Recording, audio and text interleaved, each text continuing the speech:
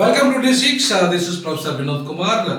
మనం టాపిక్లకు వెళ్ళే ముందు మన ఛానల్ని సబ్స్క్రైబ్ చేయండి, షేర్ చేయండి, లైక్ చేయండి, కామెంట్ చేయండి. దీనికి మూమెంట్కు ఆర్థికంగా సహకరించండి. ఇంకా కిడ్నీ రాకెట్ ఈ విషయము ఇవాళ కొత్త కాదు, లేకపోతే ఈ తెలంగాణకు కొత్త కాదు, అలాగే ఈ దేశానికి కొత్త కాదు, ప్రపంచానికి కూడా కొత్త కాదు. ఇది ప్రపంచవ్యాప్తంగా జరుగుతున్న ఒక ఫినామినాగా ఇవాళ తెలంగాణలో కూడా ఇది పెద్ద ఎత్తున నడుస్తుంది. మొన్నటిదాకా మనం చూసాం ఆంధ్రప్రదేశ్లో కిడ్నీ రాకెట్ సమస్య.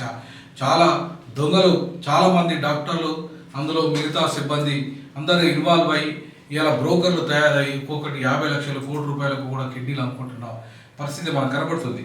ఇక మనము ఈ అలకానంద హాస్పిటల్ విషయానికి వస్తే, ఈ అలకానంద హాస్పిటల్లో కిడ్నీ రాకెట్ రష్యా ఉక్రెయిన్ వైద్యుల దందాతో లింక్ అయి ఉందని చెప్పేసి ఇవాళ మనకు సూచనప్రాయంగా మనం మీడియాలో కథనాలను చూస్తున్నాం. ఇవాళ పోలీసులు కూడా దీన్ని పూర్తి స్థాయిలో విచారణ చేపడుతున్నాం అని చెప్పేసి అరెస్టు చేయడం కూడా జరిగింది. దీంట్లో సుమారు 8 మంది అదుపులోకి తీసుకున్నట్టు మనకు కనబడుతుంది.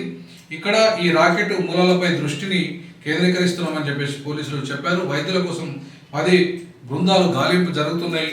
అలాగే ఇప్పటి వరకు 8 మందిని అదుపులోకి తీసుకున్నాం. ఇవాళ కిడ్నీ మార్పికి ఒక్కొక్క 50 లక్షల రూపాయలు ఒప్పందం చేసుకున్నట్టుగా ఆయన ఈ కమిటీ చీఫ్ డాక్టర్ నాగేందర్ వెల్లడించాడు. అయితే పాపం ఎవరైతే కిడ్నీలు అమ్ముకుంటున్న పేదలు ఉన్నారో ఆ పేదలంతా కూడా నోరు మెదపని ఏ విధంగా ఉన్నది వాళ్ళ పరిస్థితి. ఎందుకంటే వాళ్ళంతా కూడా పేదలు, వాళ్ళని అనేక రకాలుగా మభ్యపెట్టిన వాళ్ళు ఉన్నారు. అయితే ఈ కర్ణాటకలోని ఒక బేకరీ అడ్డగా ఈ ఒప్పందాలు జరుగుతున్నట్టుగా పోలీసుల ప్రాథమిక సమాచారము, ప్రాథమిక విచారణలో తేలింది. తెరపైకి మహిళా ఏజెంట్ వ్యవహారం, అంతేకాకుండా కిడ్నీ ఇచ్చిన వారికి అందరికి కొంతమందికి డబ్బులు రాలేదట. మరీ లోతుగా కమిటీ విచారణ చేపట్టే అవకాశం ఉంది. దాతల సహాయకుల వాంగ్మూలం సేకరణ, అట్లాగే నిందితుల ఫోన్ల విశ్లేషణతో మొత్తం రాకెట్ అంతా ఏ రకంగా జరిగింది, ఎక్కడెక్కడికి ఉన్నాయి, ఎవరు బ్రోకర్లు ఉన్నారు, మధ్యలో ఎన్ని దేశాలు దీనికి లింక్ అయి ఉన్నాయి, ఏ దేశము దీంట్లో కీలక భూమిక పోషిస్తుంది, అట్లాగే రష్యా యుక్రెయిన్తో పాటు ఇంకా ఏ దేశాలైనా ఉన్నాయా, అంటే అట్లాగే బ్రోకర్లు కేవలం ఒక ఆడవాళ్ళు మాత్రమే బ్రోకర్లుగా ఉన్నారా, మధ్యలో మగవాళ్ళు ఉన్నారా, అట్లా ఎవరెవరు ఉన్నారు, డాక్టర్లు ఎంతమంది ఉన్నారు, ఏ రకమైన డాక్టర్లు, ఒక అలకానంద హాస్పిటల్ అయినా ఇంకా ఎన్ని రకాల ఎన్ని హాస్పిటల్స్ ఇవి దీనికి లింక్ అయి ఉన్నాయి, ఇట్లా అన్ని విషయాలు త్వరలోనే పూర్తి స్థాయిలో విషయాలు వెళ్ళడం కావాల్సింది. బట్ ఏది ఏమైనప్పటికీ కూడా మనిషి కిడ్నీ అనేది, మనిషి అవయవాలు అనేది అత్యంత కీలకమైన విషయం. మనిషి కిడ్నీ చాలా మనిషి జీవితంలో అత్యంత వెరీ ఇంపార్టెంట్. ఎందుకంటే కిడ్నీ లేకపోతే బ్లడ్ సర్క్యులేషన్ జరగదు. బ్లడ్ సర్క్యులేషన్ జరగాలంటే కిడ్నీ అనేది చాలా కీలకము. ఇవాళ ఒక మనిషికి కిడ్నీలు పోయినంటే ప్రాణం పోయినంత లెక్క. సో కాబట్టి కిడ్నీలు లేకుండా ప్రాణం నిలబడదు మనిషికి. కాబట్టి రక్తం ఇవాళ ప్రసరణ జరగాలంటే కిడ్నీలు బలంగా ఉండాలి. రక్త ప్రసరణ జరగకుండా గుండె ఆగిపోయే ప్రమాదం ఉంటుంది. కాబట్టి రక్తశుద్ధి జరగకుండా మానవుడు మనిషి ఒక అడుగు కూడా ముందుకు వేయలేడు. పూర్తిగా బాడీ అంతా కల్మషమైపోతుంది. కాబట్టి కిడ్నీ అనేది బాడీలో అత్యంత కీలకమైన విభాగము. సో కిడ్నీలు లేకపోతే వాళ్ళ మానవ శరీరము ఊరికే చచ్చుబడిపోతుంది, తొందరగా అది మరణానికి దారితీస్తుంది. కాబట్టి ఆ ఆర్గానికి 50 లక్షలు, కోటి రూపాయలు పెట్టి కూడా కొని ఇవాళ కిడ్నీ లేని వాళ్ళు కొనుక్కొని వేసుకునే పరిస్థితి.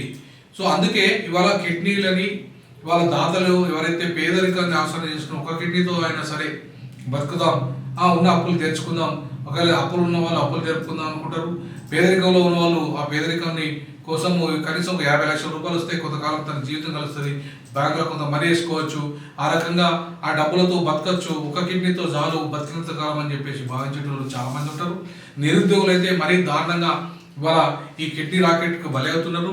ఎందుకంటే పాపం వాళ్ళంతా చదివి చేసి ఉద్యోగాలు రాక, సరైన ఉపాధి రాక, ఎక్కడ పిల్లల్ని సాధలేక కూడా కిడ్నీలు అమ్ముకుంటే వాళ్ళు చాలా మంది ఉన్నారు. అంతేకాకుండా పాపం అమాయకంగా కొంతమంది ఈ కిడ్నీ అంటే 50 లక్షలు వస్తున్నాయి కదా, మనము దీన్ని పెట్టుబడి పెట్టి ఇంకో భూమి కొందాము, జాగా కొందాం అనేటోళ్ళు ఉన్నారు. వాళ్ళు కూడా ఆ రకంగా ఇవాళ మోసాలకు గురవుతున్నారు. కేవలం ఒక 5 లక్షలు, 10 లక్షలు లేదా 1 లక్ష అడ్వాన్స్ ఇచ్చు కొంతమంది అమాయకులు దగ్గర తీసుకొని వాళ్ళ మిగతా డబ్బులు లేని పరిస్థితి కూడా ఇవాళ ఉంది. చాలా కేసులలో అది జరుగుతుంది. సో కాబట్టి ఇవాళ చాలా కేసులు పోలీసుల దృష్టికి కర్ణాటకలో కానీ, ఆంధ్రప్రదేశ్లో కానీ, తెలంగాణలో కానీ, లేదా దేశంలో ఇతర రాష్ట్రాల్లో కానీ ఈ కిడ్నీ యొక్క అమ్మకాలు, కొనుగోలు, ఒక కిడ్నీ కాదు మొత్తం గుండెలు, కిడ్నీ, అంతేకాకుండా ఇతర బాడీలో ఉన్న అవయవాలు చాలా విలువైనవి. కాబట్టి అది డెడ్ అయిన తర్వాత దానికి పనికిరావు. కాబట్టి ఈవెన్ కళ్ళు కూడా చాలా విలువైనవి. కాబట్టి వాటన్నిటిని కూడా ఇవాళ దానం పేరుతో యాక్చువల్గా దానాన్ని అనుమతించేది, దానాన్ని కాస్త వ్యాపారంగా మార్చేసింది. సో దానం వేరు, వ్యాపారం వేరు. ఇవాళ కిడ్నీలు దానం చేయడానికి అనుమతిస్తున్న చట్టం కానీ కిడ్నీలను వ్యాపారం చేయడానికి అనుమతించలేదు. అట్లాగే మనిషిలో ఏ బాడీనైనా అమ్ముకోవడానికి వీల్లేదు చట్ట ప్రకారం. సో కేవలము దానం చేయడానికి మాత్రమే పర్మిషన్ నుంచి దాన్ని ఆశ్రయం చేసుకుంటున్న ఈ డాక్టర్లు, దాన్ని ఆశ్రయం చేసుకున్న ఈ మిడిల్ మ్యాన్ బ్రోకర్సు, దాన్ని ఆశ్రయం చేసుకుంటున్న చట్టాలు ఎవరైతే ఈ లాయర్లు, అదేవిధంగా బ్రోకర్లు, తర్వాత దందా చేస్తున్న వాళ్ళు విదేశీ డాక్టర్లు, ఈ దేశ డాక్టర్లు, నర్సులు, ఇట్లా అనేక రకాల వాళ్ళంతా కలిపితే ఇది రాకెట్ అవుతుంది. కాబట్టి రాకెట్ అంటే ఒకరితో ఇద్దరితో అయ్యే పని కాదు. కాబట్టి దీన్ని పూర్తి స్థాయిలో విచారణ చేపట్టి పేదలకు, ముఖ్యంగా ఎవరైతే బాడిన పడుతున్నారో వాళ్ళకు వేరే ఉపాధి అవకాశాలు కల్పించి, వాళ్ళకు ప్రత్యామ్నాయ అవకాశాలు కల్పించి ఈ కిడ్నీ రాకెట్ నుండి వాళ్ళ బాడీని, వాళ్ళ మనుషులను రక్షించాల్సిన బాధ్యత ఇలా ప్రభుత్వాలది. ప్రభుత్వాలు దీనికి సంబంధించిన పూర్తి స్థాయి ఈ అధ్యయనం చేసి అసలు ఈ అమ్ముకోవడానికి కారణం ఏంటి, వాళ్ళు ఎందుకు ఈ రకంగా అమ్ముకోవడానికి సిద్ధపడుతున్నారు, ఇస్తున్న దాతలంతా పేదలేని ధనికులు కూడా ఉన్నారా, దీంట్లో కేవలం డాక్టర్లు వీళ్ళ పేదరికాన్ని ఆశ్రయం చేసుకుని మాత్రమే చేస్తున్నారా, ఇంకా ఏవైనా కారణాలు ఉన్నాయని చెప్పేసి పూర్తి స్థాయిలో విశ్లేషణ చేసి ఖచ్చితంగా రాష్ట్ర ప్రభుత్వం, కేంద్ర ప్రభుత్వం జోక్యం చేసుకుని ఇట్లాంటి రాకెట్స్ మనిషి అవగాహన అమ్ముకునే దందాను కంప్లీట్గా బంద్ చేయించి ఆ ఇల్లీగల్ దందా చేస్తున్న వాళ్ళను మరణశిక్ష అవసరమైతే యావజ్జీవ కారాగార శిక్ష విధించే దిశగా ఆలోచన చేయాలి. చట్టంలో ఏమైనా ఉంటే కూడా మార్పులు తీసుకొచ్చి ఇట్లాంటి దుర్మార్గమైన దందాకు ముగింపు పలకాల్సిన బాధ్యత ఇలా కేంద్ర రాష్ట్ర ప్రభుత్వాల మీద ఉంది.